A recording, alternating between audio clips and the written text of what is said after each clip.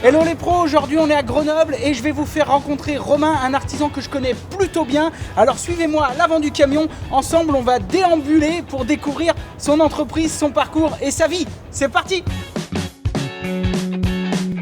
Salut Romain! Salut Romain, comment vas-tu? Tout va bien, ça roule. Bah écoute, super, vas-y rentre, je t'en prie, installe-toi, bienvenue à l'avant du camion. Eh ben merci Lolo. Bon, ce que je te propose, c'est qu'on aille faire un petit tour dans ta magnifique ville de Grenoble. C'est parti. Et puis que tu nous parles un petit peu de toi. Pas de problème. Un petit café avant? Allez, ça roule. C'est parti!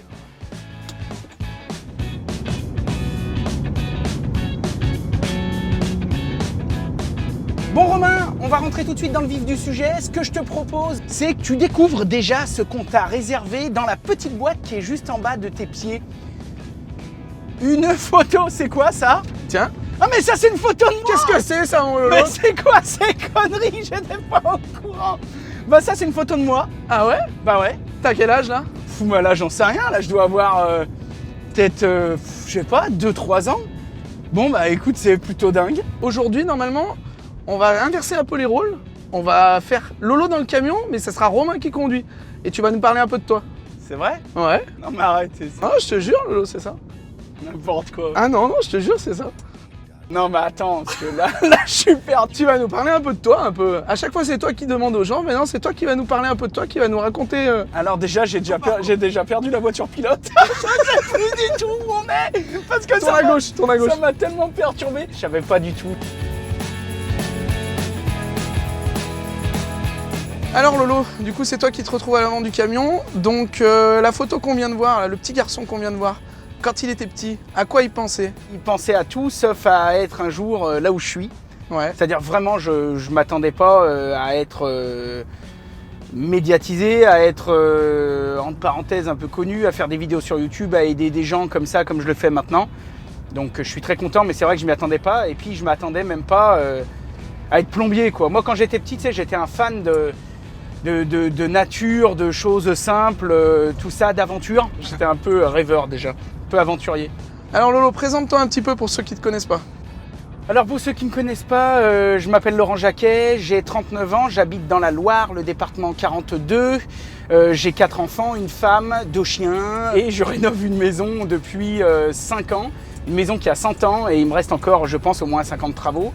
J'ai passé 25 ans de ma vie dans le bâtiment, tu vois, j'ai commencé à 14 ans, j'ai passé quasiment toute ma vie dans le bâtiment, Ok. dont 13 ans et demi, 14 ans à mon compte comme artisan. Donc je sais de quoi je parle. Et puis il y a 3-4 ans, j'ai décidé de partager un petit peu mes journées de boulot, de partager un petit peu ce que je faisais, des conseils, des tutos et tout, à travers une chaîne YouTube. Vraiment sans prétention, j'avais aucune idée de ce que ça allait donner. J'ai fait ça vraiment humblement pour partager. Et puis bah, ça s'est un peu énervé, on va dire, ça a plu. Et donc bah, maintenant, je vis à 98% de cette création de contenu. Ouais, tu travailles plus du tout sur les chantiers? Je travaille quasiment plus sur les chantiers, je rénove beaucoup ma maison et puis aujourd'hui je me suis vraiment concentré sur la création de contenu pour aider tous les gens et puis parce que ça me plaît, ça me passionne. Mais bon, je reste artisan de cœur, je reste très très proche du terrain et c'est vrai que je suis beaucoup moins sur les chantiers, voire presque plus parce que ça me prend tout mon temps. Toujours cette envie de transmettre, quoi.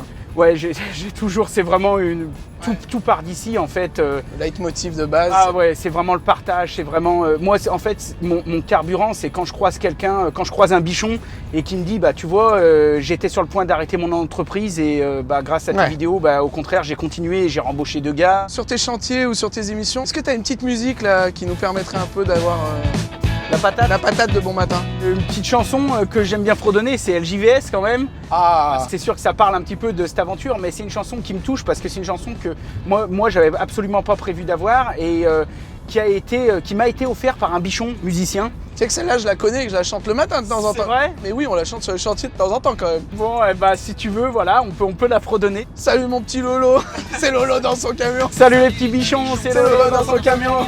Depuis quelques années, je vous partage ma passion. Je suis un artisan ultra polyvalent. Quand il y a difficulté, j'ai du MacGyver dans le sang. Je tire pas sur la cam pour gagner 10 ou 20 balles. Mon travail reste nickel, même après la décennale. LJVS, ça c'est du bon boulot. On va passer sur la rubrique Si je te dis. Ok. Donc si je te dis influenceur. J'aime pas trop ce mot en fait.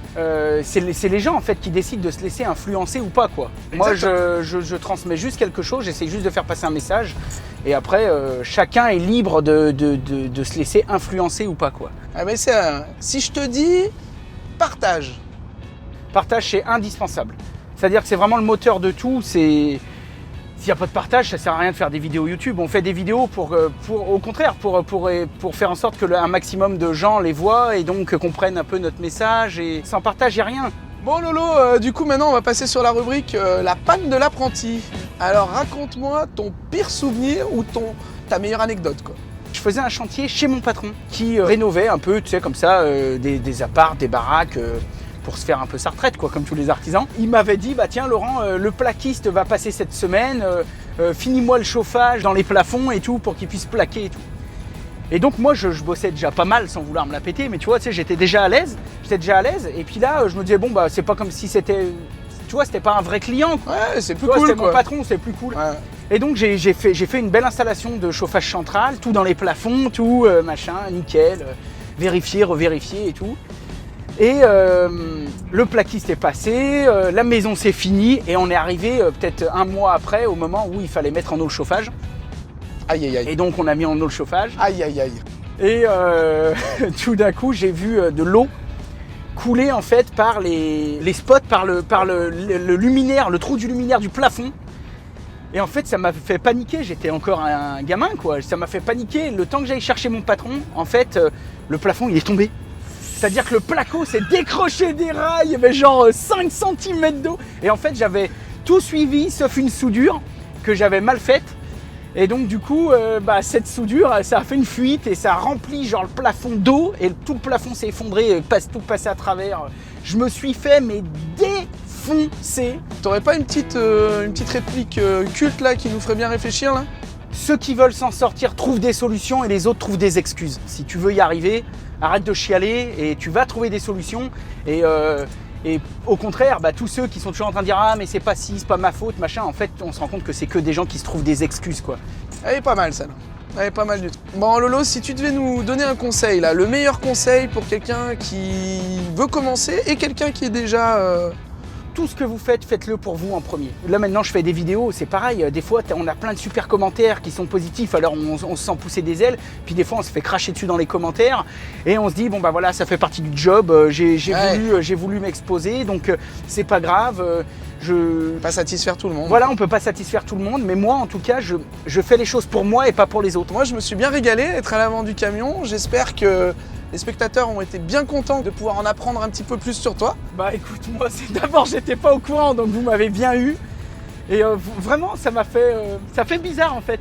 Ah ouais, c'est pas facile. Ça fait vraiment bizarre d'être là. Par contre, vous m'avez eu, mais moi j'ai quand même une petite surprise pour toi. J'ai quand même un petit cadeau pour toi. Et c'est une jolie petite doudoune.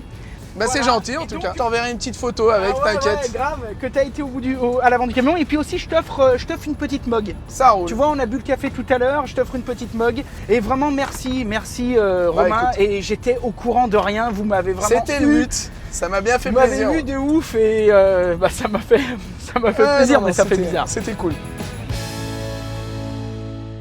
J'espère que vous avez passé un bon moment avec nous. Pour vous abonner à la chaîne YouTube de CDO TV, c'est juste ici. Et si vous avez envie de découvrir d'autres artisans à l'avant du camion, cliquez là.